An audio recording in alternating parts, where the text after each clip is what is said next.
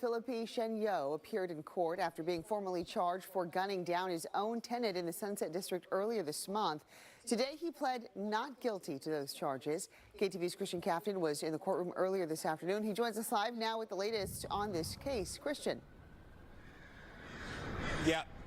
That defendant will remain behind bars for now as his attorneys go through what they have described as boxes of evidence. Prosecutors formally charged 68-year-old Philippe Chenyo with firearms charges and murder with a special circumstance that he was reportedly lying in wait. Prosecutors said shortly after 5 a.m. on May 17th, Chenyo set fire on a car belonging to his tenant, 58-year-old Eric Bigoni, and when Bigoni came out to investigate the fire, that's when authorities say Chenyo shot Bigoni in the back. Bigoni died at the scene. Police say cameras captured the aftermath and the suspect's escape. In court, Chenyo's attorney entered pleas of not guilty to all charges and denying all allegations. The next court date was set for more than 2 months from now to give the attorneys time to prepare for a complicated case.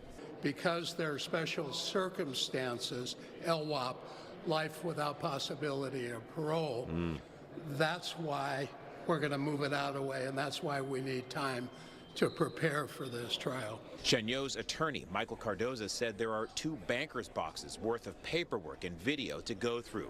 He's calling for the case to be decided in the courtroom, not the court of public opinion. What I know about this case so far, I think the DA's office is going to be surprised at what this verdict might be in this case. Chenyo is currently in custody. On Thursday, District Attorney Brooke Jenkins said her office would file a motion to keep him in jail while prosecutors pursued murder charges. Along with the special circumstance of lying in wait. We have also filed additional charges that include assault with an automatic firearm, arson, possession of an automatic firearm, possession of a silenced. I hate when they say that. An automatic firearm. All firearms are automatic. Literally. Any gun that puts a bullet back in the chamber after it shot the next one is an automatic firearm, which is every single gun. Because they make it seem like it's a fully automatic firearm. That's not the case. It's a semi-automatic firearm, which is every gun ever, other than like a shotgun. Like literally every gun is a automatic. But look, this is beside the point. I don't think they have proof. So now they got to fight that because technically speaking, you got to connect the 1 to 2. Because he wasn't faced. He was covered up. You know what I'm saying? He was shiested up. You never know. Like based on the evidence, based on this video that I'm watching, it seems like as if they're accusing him. But like you said, he pled not guilty of any wrongdoing or any allegations, because based on that photo they were showing, it seems as if he was not there. You know what I mean? It seems like that wasn't the person, or he was covered up, so it could be anybody. And possession of a high-capacity magazine.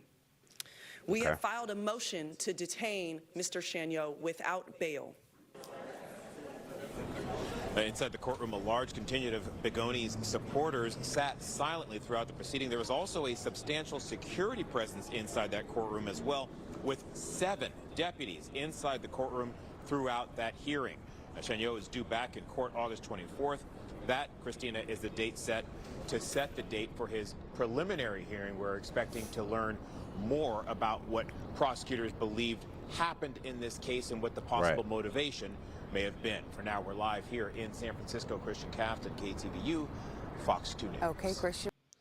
Yeah, it seems like basically, based on the information they have, they might not even know who actually did it. See, suspect was covered up. Of course, it was probably a white male. It looked like he had gloves on, firearm or whatever in his hand, pulled up on a bike, all purpled out.